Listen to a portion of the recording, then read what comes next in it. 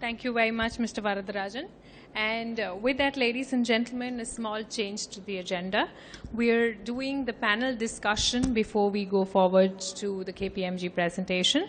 So we will now invite our panelists on stage. May I request all of you to join in with a round of applause as we invite our panelists for reorienting the Indian banking structure, a need for dynamism in the economy. Our inputs to the session are going to be done by Mr. Rakesh Sethi, the Executive Director, Union Bank of India. May I request all of you to give a round of applause and welcome Mr. Sethi on stage. Joining us on the panel, we also have with us Mr. R.K. Thakkar, the Executive Director, Dena Bank. A round of applause. Mr. Patrick Kishore, the CEO, Institute of Development and Research in Banking Technology. Let's welcome him with a round of applause.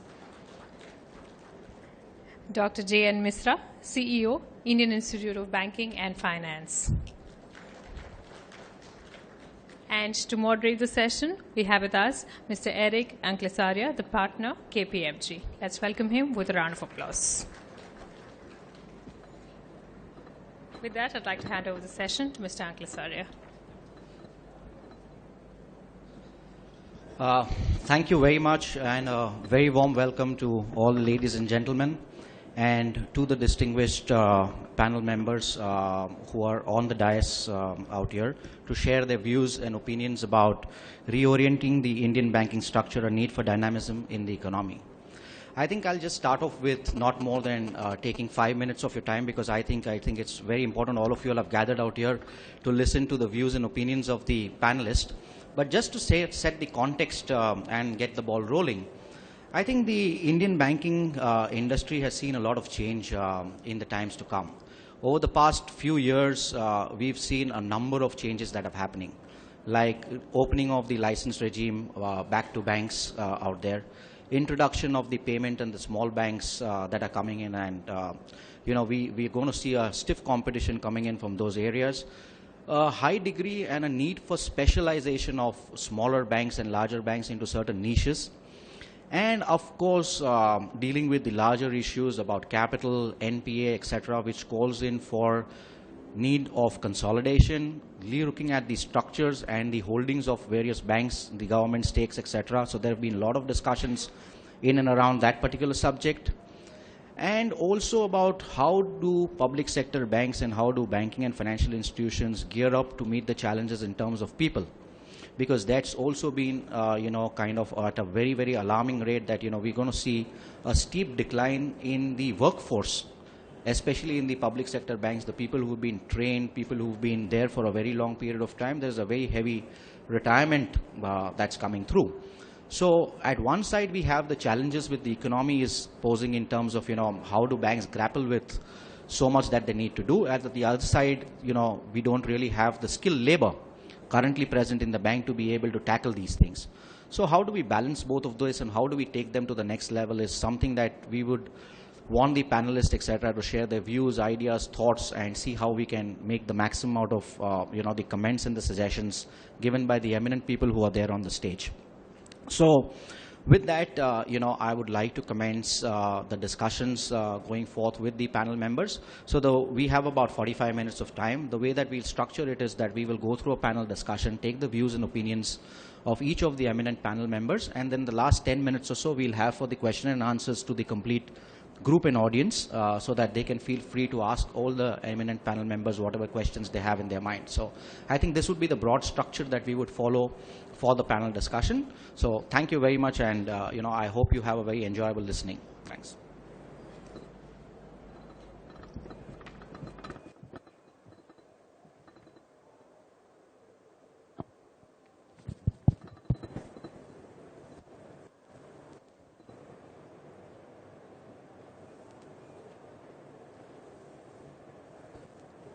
So am I audible? Is this fine? Yeah. Okay. I think I'll start off the first question with Mr. Rakesh Sethi. It's again a question on the entire consolidation and the banking structure which is there. Of late, we've been seeing that a lot of banks, especially public sector banks, which literally control about 76% of our asset base, has been in a vicious circle about being able to attract good business, trends showing a decline in terms of capital requirements, in terms of the entire NPS, etc. So there is an economic situation which is prevalent on banks right now, being able to manage and control cost, etc. So we would like to know, what are the strategies that can be adopted by such banks, or what are your thoughts and ideas about the strategies which banks can adopt to revive themselves and come out of this situation which is there, Mr. Ak. Good morning, everybody. Good to be in the panel. And Mr. Eric, thank you very much. I think we are again together after a long time. Topic remains very interesting, consolidation of banks. And some of you, those who have been going through the newspapers, this Gyan Sangam, I think, has given a lot of articles to go about and healthy discussion to emerge out of that. The issue which Mr. Eric has raised about is consolidation. Is it required or is it not required? I think that is the first question by itself. And then a public sector bank and private sector bank, that's how I want to put it, not that public sector bank versus private sector bank. If we look at these two issues, I think I can develop my debate from there itself. First issue is consolidation of banks. Why do we consolidate? I think if we pick up that idea in mind, is it consolidation because just there are good number of people around, or consolidation for the sake of just consolidation? Why I am putting this context to you is, like if you are in a lane or maybe in either of the big mall, you have the Raymonds also there, you may have all other type of varieties are available to Van Heusen, to Philip Louis, to all those. Do we say them no, since there are 5 or 6 of them, better let them consolidate and sell in one shop? Or the company should be one? I think that's not the idea. Customer wants more of a diversification. Out of that, one is the competition comes, another is the quality also comes. Because everybody knows what is that he is selling, whether there is a market available or not. And if somebody is selling a better product, certainly the market will divert to that side. Similar is the question, I would say, for the banking industry. At times people say, no, there are like say Syndicate Bank branches there, then Dena Bank, Bank of India, Union Bank, there are 6 branches maybe in the similar lane, quite possible. But if it is a market with plenty of population available around, it's for the banks to decide where they want to be, where they don't want to be. Only issue which comes is why the consolidation talks come into picture is, everybody's like the public sector bank, more than 52 or 60% of the ownership is with the government of India. With the same owner, do you want to have different shops, if I can use the word, in a similar type of a situation? This is one question which perhaps certainly looks for, there can be a consolidation. Consolidation, if it is for cost saving, yes, to that extent it should be there. But I think that is not the only criteria where the banking industry today is in. If you look at the NPA level of different banks, and if we say for the consolidation, merge 2 of the banks, am I making the banking industry strong or weak? I think then that will be again a question. And we have seen previously some of the cases where some of the banks merged with the bigger bank. The issues are of, I am talking about PNB and I think was it New Bank of India, it would have merged somewhere in 80s or what like. Till date, the staff problems are still prevalent because you are merging 2 cultures. It's not merging of the figure or the balance sheet, it's merging of the minds also. Like say if you have 20,000 plus staff, which is to be merged with a bank which is around 40,000 plus staff, that culture merger doesn't happen so easily. There are issues on that. Promotion levels, policies may be quite different for the 2. And the bank which you are merging, maybe some of them, if we are giving them the VRS package or something, then there is again a heartburning. I think those are equally the issues which are to be taken care when we go for a consolidation. But consolidation can be positive, like say if Andhra Bank is there which is specializing in that particular bet, or maybe other banks which have a particular niche of area. Yes, there we can try to see, okay, let them be good at this area, the other bank, if he is good at some other area, consolidate both of them. If that type of situation comes, it can be good. But merging of balance sheet only is not the consolidation. It's more of the other factors which come into play that has to be taken care of. Another issue comes if we are looking for consolidation. Same time the issue comes whether now we are going for license of small banks and payment banks. One side we are looking for diversification in the sense there is more banks which are required. But then if we are looking one side that, other side we are saying consolidate. I think that that discussion doesn't come to a very positive or a better conclusion. Certainly it's a thought process which need to be taken care of. I think looking at 45 minutes of time, I will just like to touch on one more topic. Public sector banks. I think maybe you will be reading lot of criticism. Their NPA level has gone too high. There is a inefficiency available. Criticism very well accepted and admitted also.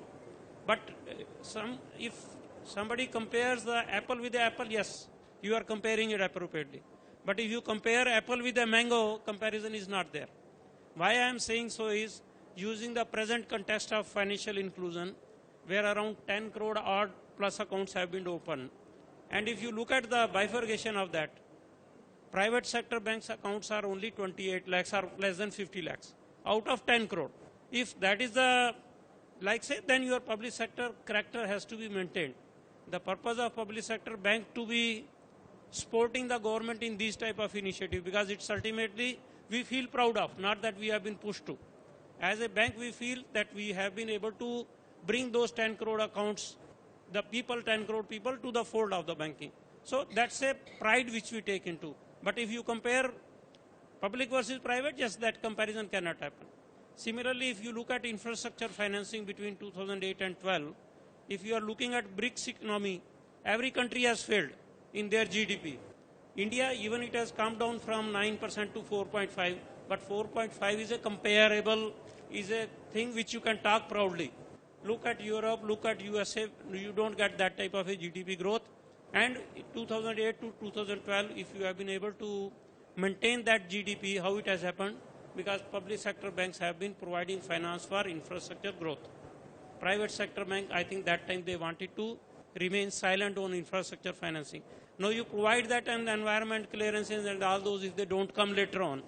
You have been a vehicle which has provided that mobility to the society or to the government to take care of that infrastructure forward. But if the clearance is the issue, I think maybe government is certainly looking into that. But private sector, if we compare, no, their NPA is low and public sector bank is high, then comparison again, it's a apple and mango. So I think that part only need to be taken care of. Otherwise, consolidations are good. Where there are niche areas, yes, do that part. But public sector will maintain its character of providing as a tool to uplift the economy. That factor cannot be denied. Thank you, Mr. Shetty, for sharing your views. I think they were very, very well thought of ideas. I think moving on, I would like to pose the next question to Mr. Thakkar. There is a lot of thrust from the government to reach the unbankable population and the unbankable areas.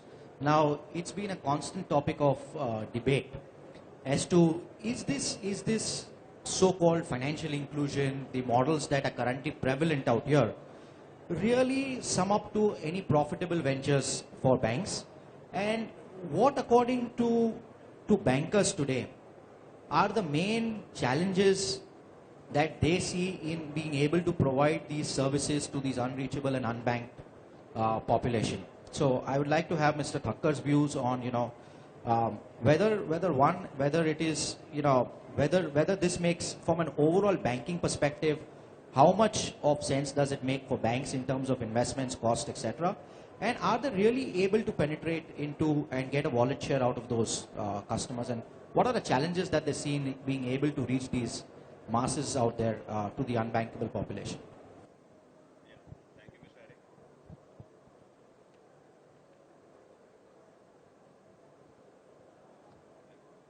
I hope I am ready. Can you hear me? I think so. Yeah. Good afternoon, everybody. And thank you, Mr. Eric. Eric, you have raised a very valid issue, I think, which is now one of the major, I think, thrust areas of the present government, that is the financial inclusion. The banks have done a good job, especially the PSU banks, in under the Jan Dhan Yojana. As all of you are aware, more than 10 crore accounts have been opened in a span of hardly 4 months. And it's not, I think, a small achievement. See, one perspective is as a social cause. We have to bring the entire population within the banking channel. That is one aspect. I think we should not overlook that. The other aspect is the commercial viability of that. I think as a banker, especially as a PSU bank, because we represent the public sector banks, we are taking care of both the perspectives. Social, yes, but even if we see from the commercial angle, what we feel, what the figures we are getting, I think it makes sense. See, the banks have been able to collect around 9,000 crores as on date. And that after the major accounts being a zero balance accounts, because DBT, etc. is yet to start. So once that takes place, the amount of funds which will flow into the system, and so many, the large section of the population which was not a part of the banking system will come into the fold. I think that's going to be a big achievement. The only concern, I think, is going to be the cost of operations. The BC model which has been adopted under this Jan Dhan Yojana has been quite a success. And it is going to help to bring down the cost of funds, no doubt. Cost of operations, sorry. But another thing I think which has more relevance today, rather than only opening the accounts, is I think the financial literacy of our folks who are not a part of the banking system. I think the banks would have to do a lot in that. Because when you talk of financial inclusion, it's not just opening an account. It is meeting the requirement of a person who is not having access to the credit. And that has to be a timely credit. Another thing is providing a part of that is the insurance cover also. So that if we view that in totality and we make our BCs self-sufficient in the sense that in addition to the only account opening and operation of those accounts, they also render other banking services, and also to the customers who are not a part of this opening of the under Jan Dhan. They can also, because they will be having mini ATMs with them, and that's what the banks are working out, whether we can offer those services to other customers also. Plus, what the banks would be doing is they will be also opening other channels. It can be a small kirana shopkeeper whom you can take your payment from. So once that takes place, I'm sure it will become commercially viable also for the banks. And once the DBT and all the funds start flowing, and the main thing is to develop a habit. It's not a question of just getting a fund in the account or opening an account. Once that banking habit develops, I think that a large section of the population which were not in the mainstream would be brought into the mainstream and they will be part of the economic development. I think if that takes place, I'm sure it would be a commercially viable proposition for the banks. Thank you. Thanks a lot, Mr. Thakkar. I just recently remembered an event. Right now we were at Vibrant Gujarat out there, and there was a panel discussion which was going on with the banking secretary and all of that, just about financial literacy. It just struck me right now. There was a farmer which had come from all the way from Rajasthan, I think, just to ask one question to the banking secretary. And I think it was very pertinent about financial literacy. And because Mr. Thakkar did touch upon financial literacy, I thought it was very pertinent to mention that. So after the panel discussion was over and the mic was thrown open to the audience, this farmer who had come in all the way from Rajasthan had one question to ask the banking secretary. He said, I have more than 1 lakh cows. I produce more than 2 lakh liters of milk a day. He says, I have no access to banking funds because I don't understand banking. And he also surprisingly mentioned that though there are banks in that area which are there, they don't understand my business. So whenever I go to them and I try to explain things to them that I have cows, I do milk, and I do supply so many things, and I have such a lot of cash sitting with me, because they are not able to appreciate what I do as an agriculturist, as a thing, they are not giving me access to funds which are ideally required for me. And as a result of which my business, my things are getting affected very, very drastically. Today I could produce 4 lakh liters, I could have more cows, etc., and make a lot of better living for people in and around me, because I employ more than about 500 to 700 people. So his main question was that financial literacy is not only to me, but also to banks to be able to understand the business and the situations in which we are operating, so that they are comfortable lending to us. Today, I think what his main question was that since the bankers were very comfortable with the kind of business and orientation that was there, they were not entertaining these kind of people. So I just thought that it was very, very important that, financial literacy is a two-way concept where we understand and appreciate the pains of what these people go through, and on the other side also educate them about what we can do better for them. So I just thought it was very pertinent to mention about that. Moving on about my next question to Mr. Mishra. I really touched upon that topic, that there is a lot of talent retrenchment that's going to happen, and we're going to see that coming in the years to come, in the next 2 to 3 years. So I would like to have his views and opinions about what strategies do you think that banks should adopt for capability building and reorienting talent, when we're really talking about reorienting the banking structure. Thank you, Eric, and good afternoon to all of you.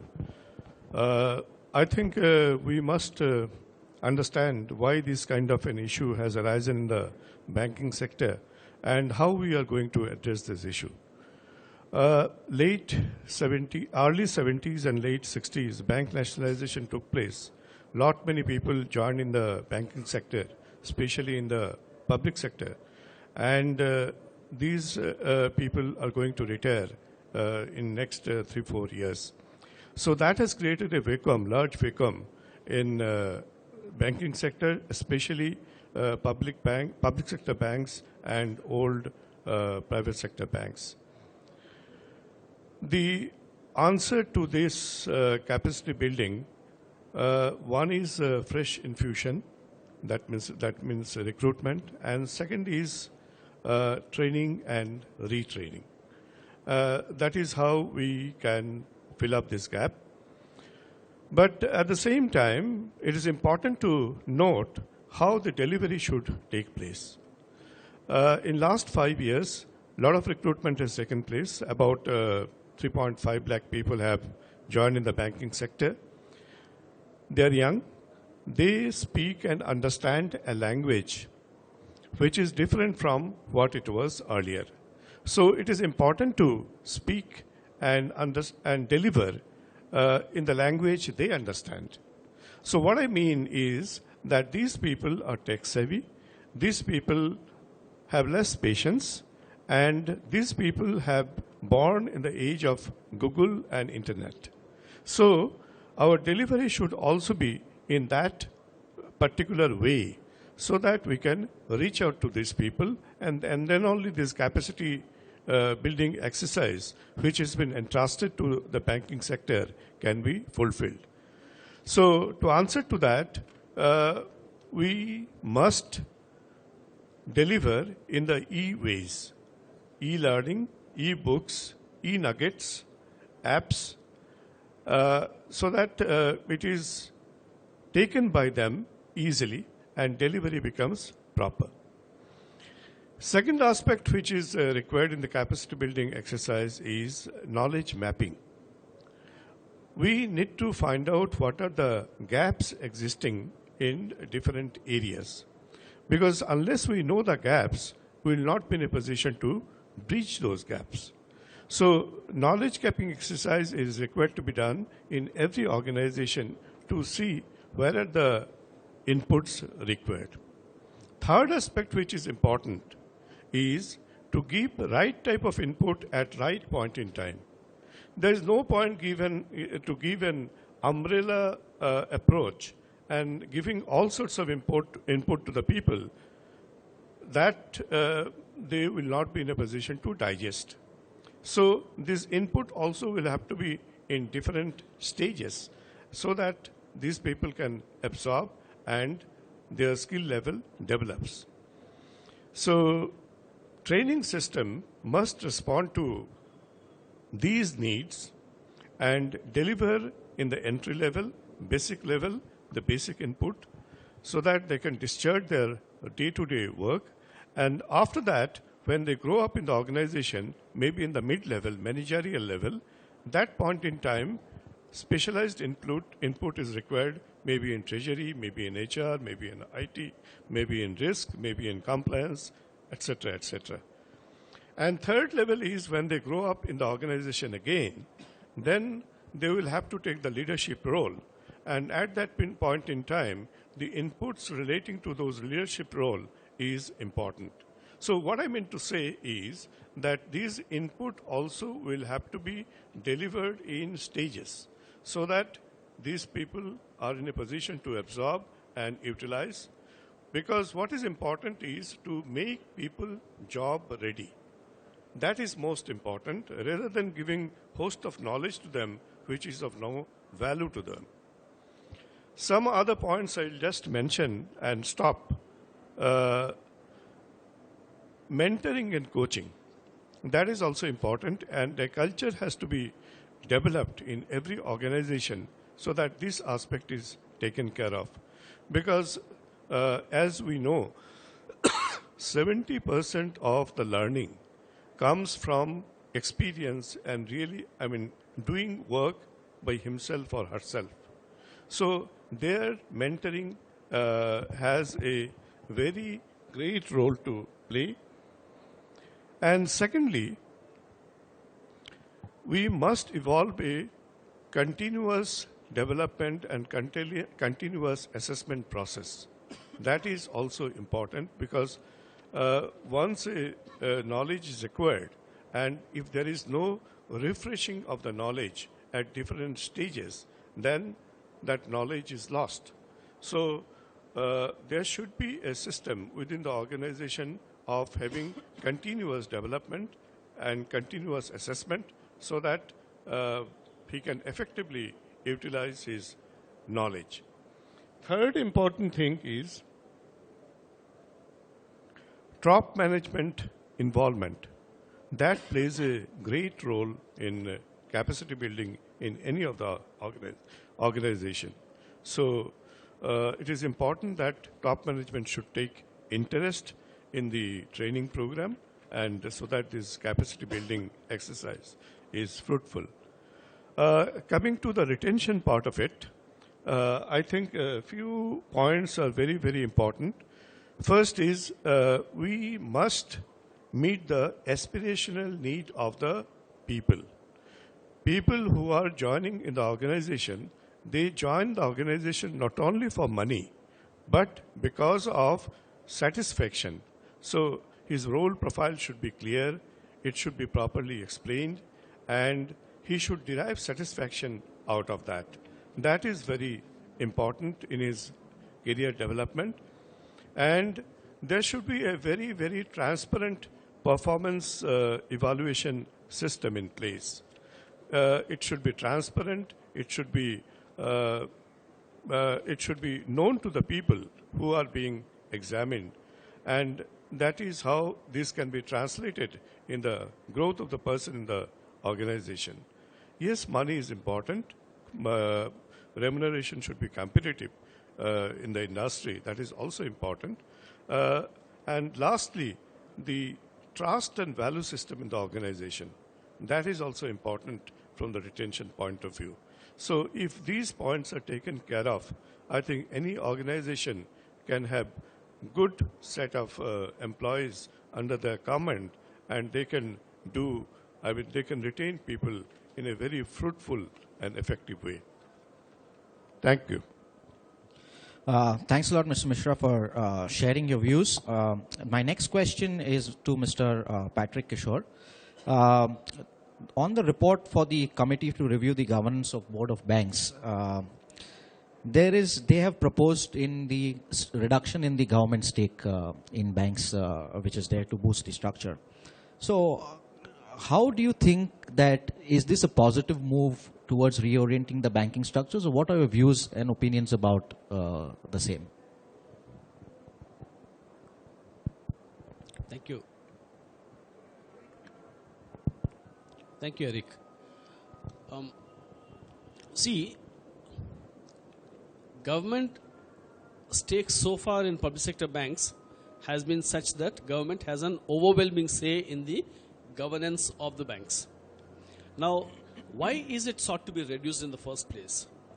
Is it because of an apprehension that the private investors are unwilling to invest in entities in which they do not have a say in the management? If that is the case, then why any stake of the government at all? Why not make the entire banking industry publicly held? Now, if you see, in market capitalization, in the world's top 20, there are 4 Australian banks by market capitalization. Now, how did that happen? Not because they were public sector. If you see, even the biggest bank in the country, State Bank, does not figure in the top 50 banks of the world. Why is that? It's because I have a feeling that in our country, the banking industry is too fragmented. If you go to a place like Connaught Place in Delhi, you will probably find 150 bank branches. Do we need them? I don't think you need so many banks there. This whole business of government control, I think, is one thing that is keeping back the private investment coming into the banking industry. That you will see this also because how many new banks are being licensed? Just 2 of them. Is that all the business community in the country is capable of? Today, if the due diligence is properly done, I believe that India can have many more banks. But do we need them? I don't think so. We probably need fewer entities, but much larger entities. It's possible by merging banks. It's possible by rationalizing the branch structure, reducing costs, optimizing the cost structure, and so on. So I believe that the reduction of the government stake in banks per se is not going to solve any problem. What I believe is a greater private participation, much more investment, because otherwise what is the incentive for anyone to invest in a bank? Do you see bank stocks very volatile? Can people make money on bank stocks? Not many banks. So I believe that if you attract more and more private investment into banks, you will bring in better management structures, you will bring in better management practices and so on, which makes it again a worthwhile business to invest into. So I think we put the cart on the horse. What's the word? The cart before the horse. Yeah. What we should be looking for is increasing the private investment rather than simply arithmetically reducing the government investment. Make sense? Thanks a lot, Mr. Patrick, for your views. We'll have one last round of questions, and then we'll throw it open to the audience. I think one question for Mr. Sethi, which is there, and then I'll again go down to Mr. Thakkar. There has been a lot of debate and a lot of talk about the entire operational efficiency of public sector banks. Are we really operating in an environment very effectively? Are there a lot of overheads, costs, etc., that are being incurred by these banks to really sustain their kind of operations with the sharp increase also in capital requirements and the way the NPAs are going? So what are the measures that public sector banks are taking today to operate effectively? That is number one. And also induce the good practices of risk management and all that to enforce and reinforce investor confidence into banks. I think another good question, which is more interesting, because it's ultimately the banks. One is that I would say all the public sector bank in today's context, they realize, yes, operational efficiency has to certainly improve. Once that factor has been taken into account, and at times the banks are compelled also to look into that. If your NPAs are increasing and there is not too much of a credit demand, economy is slow, In that case, what is the area where you can focus upon? I think then the question comes to operational efficiency is the best thing which you can improve upon your margins in a way. If, the gentleman said, no, private sector investment has to increase, then public sector bank has to show, no, we can manage ourselves better. Within that, I think 3-4 things which you raised a point on the risk management first. If capital is required more, one is that you increase your capital, another is you conserve your capital. I think that conservation of capital, which was perhaps not that very much visible in public sector bank, now it's happening in a bigger way. Those people, those who are understanding the banking concept of it, invariably there is a risk weightage linked to all type of assets. Now, if you are giving a financing to a risk weightage where it is a 150% or like say you are financing NBFCs, so there the risk weightage is higher. And if you are financing a private sector, there the risk weightage is comparatively low. Now, the banks are trying to match their balance sheet, prioritizing where do you intend to finance. If I retain the same capital and provide 100 rupee as a loan to NBFC versus a 100 rupees for a housing loan, my capital requirement is entirely different. So that capital conservation is happening in a bigger way within the banking industry. That is one point. I would say 30 to 40 basis point capital banks are able to save if they have done the capital conservation exercise very properly. That is one of the things. Now coming to the technology, I think that is where the banks have to be very conscious of. Recruitment happening, but then staff retention is one part. At the same time, what is their education level so far as banking is concerned. Within that, if technology is provided more as a enabler, like say now the mobile banking is coming in a bigger way, you have to have a staff who knows how to popularize it and get it implemented. I think people, those who are above 50 years of age in the public sector bank, perhaps are not that very tech savvy to experiment. But at the same time, they have the fundamentally knowledge available. Yes, this is a way forward.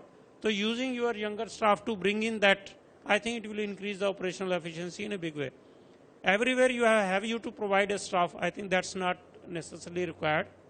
This banking facilitator, the way the concept is coming into, if government intention is that everywhere there is a population of 2,000, you have to provide a reach to them. Now, everywhere if you will open a brick and mortar branch, practically it's not going to be feasible and it will be rather a more cost disincentive. There this banking correspondent will certainly provide a good way of looking at it. Certainly there are questions raised, are they paid adequately? Because if they are paid 5,000 rupees, it doesn't cover their costs of living even. But then, do we have to provide them only for financial inclusion? Or can we use them for NPA recovery? Can they be used for providing that financial literacy? And then can they be, as we are linking with the banking selling of third-party products like mainly more insurance and health insurance, or may it be a life insurance or vehicle insurance, all those things certainly they will be, once tied up with that gentleman, operational efficiency increases, your cost of operation also decreases. I think some of the steps, if they are taken effectively, will provide a good way to improve the operational efficiency. Thanks a lot, Mr. Sethi. Now, my next question is to Mr. Thakkar, again on one of the structures for the banks. There has been a lot of debate and discussions around various holding companies and subsidies which banks have set up today. You know, many banks have subsidy arms for their home loan financing, various securities, etc. Some of them even have it for IT.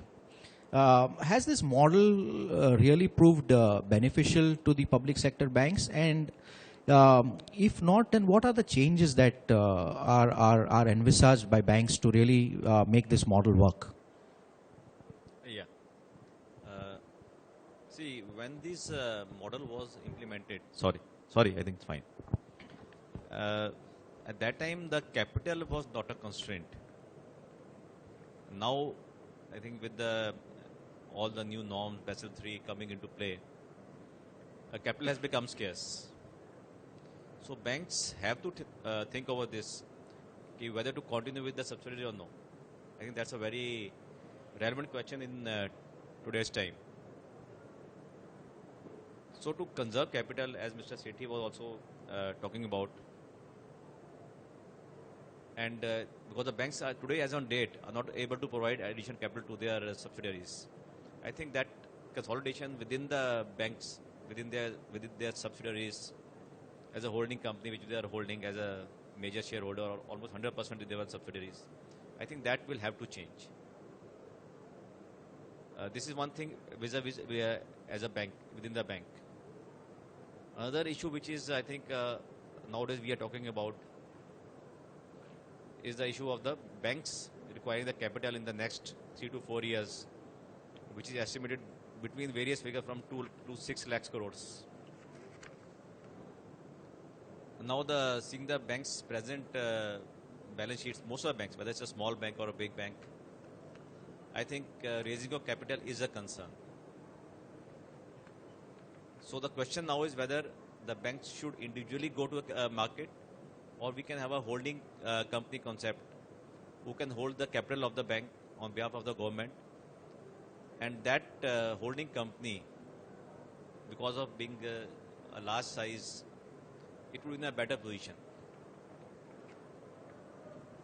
So seeing the present state of affairs, what I feel, I think a holding company would be required. Individually for each bank to raise that amount of capital perhaps is a very, I think, a tedious job in the present circumstances. So holding company would act as a leverage by the sheer size. It can go to the overseas market. Now we have a very limited resources. Say in the domestic market, presently for a bank to raise capital, we don't have such a good position, the capital market as such. Overseas, when we go, our size matters again, as we were talking about the size in the global scenario. That acts as a constraint. So holding would definitely be, I think, a better model. And that can also help to a great extent, although it's not a question put up to me. One of the concerns banks face is I think especially on the staff side, is the CVC and these issues. So they are constrained. They're not able to give the full output, not take proper decisions.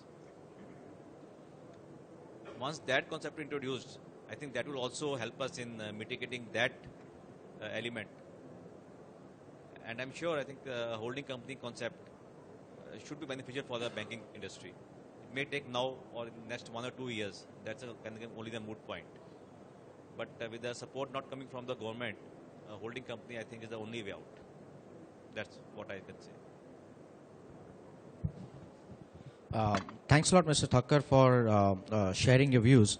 My next question is to Mr. Mishra, again on the entire subject about financial literacy. And so we've talked about, and as you rightly alluded to the point that, there is a lot of flux that we're going to see in terms of people, etc., retiring and all of that.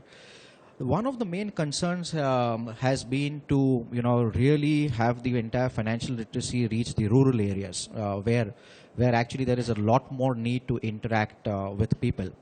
One of the strategies that banks are looking at adopting is to turn towards branchless banking, to really turn about to that.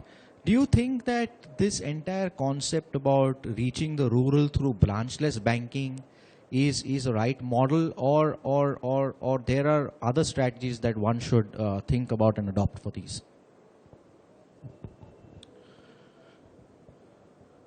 I think reaching rural populace through technological mode is the only model. The reason is we have a vast geographical spread, and fortunately our experience has been that our population is digitally literate. They may not be literate in the common sense of the term, but they understand how to handle digitally. So that is a great advantage, and we should try to build upon that advantage and see to it that our delivery through, say, mobile banking, internet banking, ATM, these modes are adopted. Because what I feel that this is the only way we can reach out to the people. As far as rural financial literacy in the rural India is concerned, I think we need to deliver it in a different way, in the sense that it should be understandable to them. It need not be a classroom type of training.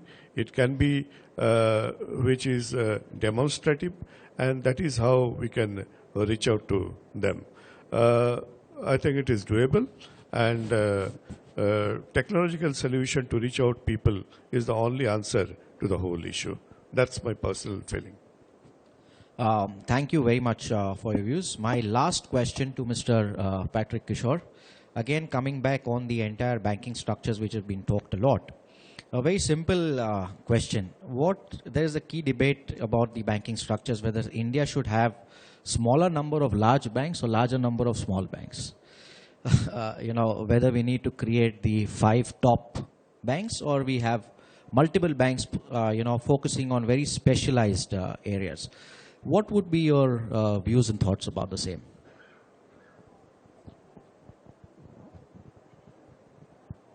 Well, I have very strong views on this. China has about 4 or 5 big banks, very big. They're much bigger than what we call the big banks in India. Unless we have big banks, we will not be taken seriously in the global market. You can be a highly specialized bank, financing, let's say, only mining, nothing else. But if you want to be a commercial bank, you need to be very big in terms of assets, in terms of market capitalization. Otherwise, nobody will take you seriously. Even today, we have many small banks in India who are not able to strike correspondent relationships with the big banks in the West. The reason is that their balance sheet size is so small. Their assets are so small. So I believe that it is high time that we had this, we stop this business about, difficulty of merging cultures, difficulty of vast workforce and so on. And we need to bite the bullet and go in seriously about this bank mergers. I've been hearing about this from 1974 Saraiya Commission. When they talk about 4 or 5 big banks, it's not happened. I think it's high time that we need it. Otherwise, what happens is we will not be able to raise money in the market unless you are really big. We will not be able to do really big ticket business, not only in India but also outside the country. Just look, almost every FDI proposal you come into India comes with their own bank. When China bids, when Korea bids for huge infrastructure projects outside, they go with their own bank. So why can't we do it? So unless we have that kind of a mindset that we need to have big banks, see, otherwise we are actually eating each other's business. But when you have this kind of merged entities, you can rationalize your operations. You can optimize costs, you can optimize the branch structures, and you can also make huge investments in technology.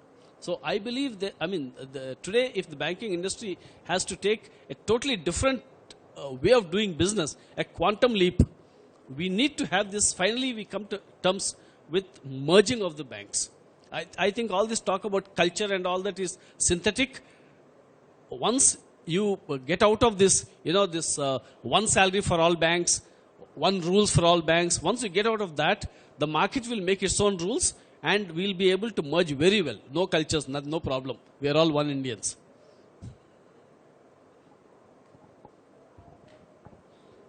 Thanks a lot for sharing your views. Now, I would like to have the mic thrown open to the audience to ask the eminent panel members. So, I would request just to introduce yourself and then direct the question to the panel members whom you want the answer from, so that it becomes easy for the panelists to really answer the questions. So, can we have some questions from the audience, please? I would just request if you can switch on all the mics for the people, please. Good afternoon, panelists. My name is Jayesh Soda, promoter of AOT Limited. Could you be a little louder, please? Yeah. Am I clear now? Yeah. My name is Jayesh Soda from AOT Limited, Art of Technologies. My concern is about digital rural banking. What are the challenges that are there in terms of reaching out to these rurals considering that in India we have lack of infrastructure in rural, bandwidth problems and so many other issues that are there. with the policies itself. So my interest is from the point of view of my concept, which is AOT Green Reality, in which bridging the gap between urban and rural through technology is my concern. So for example, in rural areas, somebody wants to buy out, do an e-commerce business or do e-banking. Then there are a lot of constraints which I come across. So what are the challenges? How do we overcome these challenges? Anybody would like to take that question? I think there are challenges, no doubt. I think what you have raised is a very valid question. Especially the networking, I think, is being an issue presently. I think that matter has already been taken up with the government to increase the bandwidth and make the connectivity in all the areas. So the government is also, I think, working on a plan. I think they have asked the BSNL and MTNL, who are the main service providers, to improve the infrastructure. Because without connectivity, I think the entire this gambit of financial inclusion in all the far-fetched, inaccessible areas cannot take place. It will just remain on paper otherwise. Sorry? Otherwise, it will just remain on It will paper. just remain paper, yeah. Although I think a lot of things have happened, but these are some of the issues which are being faced. And I think this once that is resolved, I think we should be able to implement it without any hassles as such. My concern is practically what are the measures that one should take, or even the government should take initiative such that these issues can get resolved in a span of time. Yeah, I think, see, this was one of the issues when we had that Gyan Sangam, where all the government representatives were present. So that has been one of the points of action. And how much time framework is very difficult for me to comment on that. But I think it's already they have taken steps. So how long it take, I can't say anything on that. Because what I am visualizing... I think appreciating your concern and the government's apprehension that financial inclusion may take a bit longer time. Good point is that these things have come now to the real focus. Even when these accounts are being opened, there is simultaneously from Department of Financial Services, there is simultaneously a talk with the DOT, Department of Telecommunication, wherein they have been pushed those areas where connectivity is not there, how faster they will be able to do it. And I think they are also given to give a commitment that within this period they will be liking to get that things done. And it's happening. Of course, we are not from that field, but certainly there is a focus on that. So, second issue which you are trying to say is, incidentally, I have visited that Jaipur village which is being adopted by our Prime Minister. The branch which Union Bank has opened there is 100% green because there is a solar power being given, electricity connection, everything is there, telecommunication link is available. Link is available, but what happens is availability is only 2 hours, or it gets off and on. So these are the issues which are not directly linked to banking, but as a government I know of, because then when there are a video conferencing happening upon the financial inclusion part, this matter is taken up very seriously. I think the time limit, if it cannot be specified, but within 5 to 6 months you will find more of mobility happening on that. thank you. I'd just like to add one more line. See, the National Broadband Initiative is to reach all the villages. But then there would still be some villages which are not feasible. So the government is seriously thinking about VSAT connections in those places. Now, okay, that's as far as connectivity is concerned. Now, a lot of these villages also have community service centers, because that's an integral part of the e-governance initiative. So it will be possible for these CSCs also to function as, let's say, have one kiosk which will enable all this kind of online commerce. But then, all of us, even in the cities, when you go to an e-commerce site, there is so much clutter on it. These pages are so heavy. They need to connect to set up so many connections to various file servers that it takes a long time for the page to load. So if you want financial inclusion, that is, you want somebody in a remote village with a very, very high latency, low bandwidth connection to do online commerce, then those pages will have to be suitably designed also, so that they are very, very light. You know, text only, maybe only one image on a page. You have to make it very, very light. Otherwise, it will take ages to load. Right? Can we have the next question, please? Yeah. The mic, please. To the lady. Yeah, in the front. Ma'am, it will be better if you can direct the question to any of the panelist members. Thank you.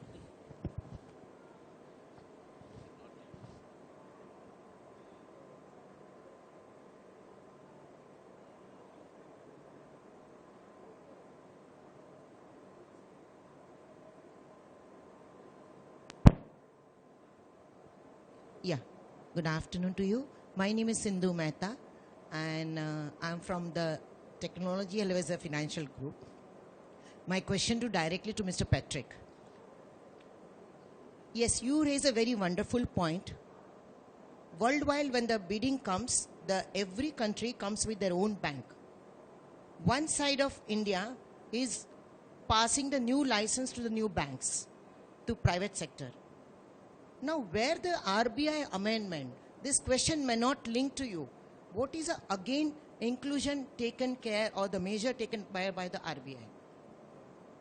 Or from the association, or from the Indian Institute of Finance, or from the NAFCA, where there's a cooperative association or national association, all the banks, whether it's a big bank, small banks, or the private banks.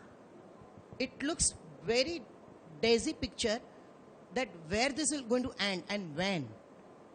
Our Prime Minister is announcing for the remote area, the postal banking is the best banking.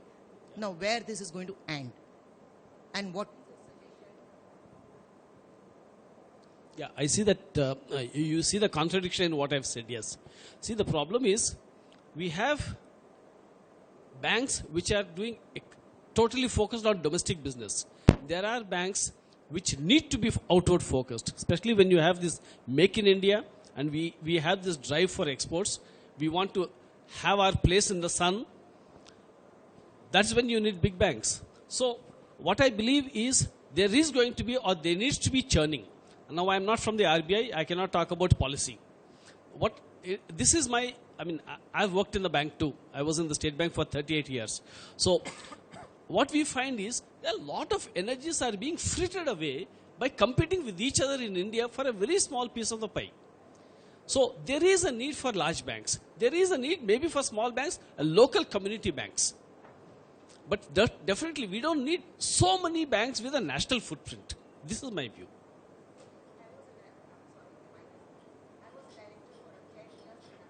Okay.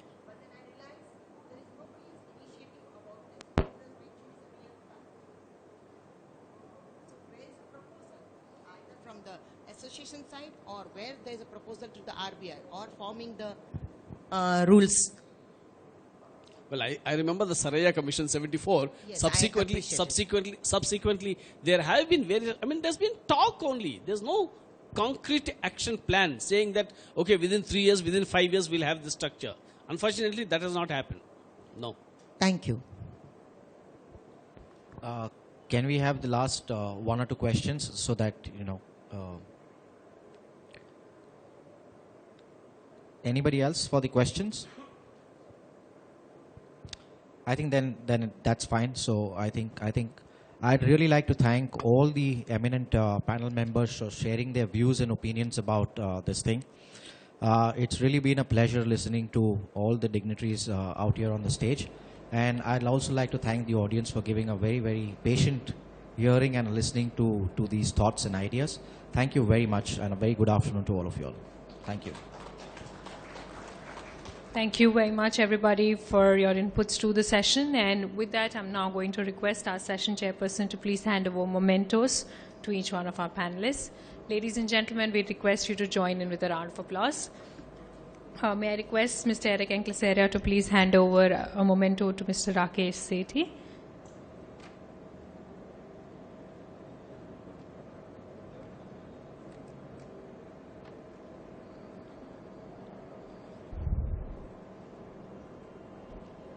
Can we have a round of applause, everybody? Mr. R.K. Thakkar.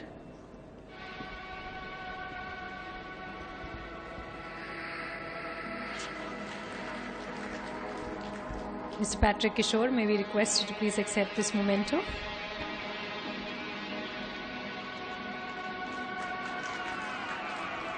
Dr. J.N. Mishra.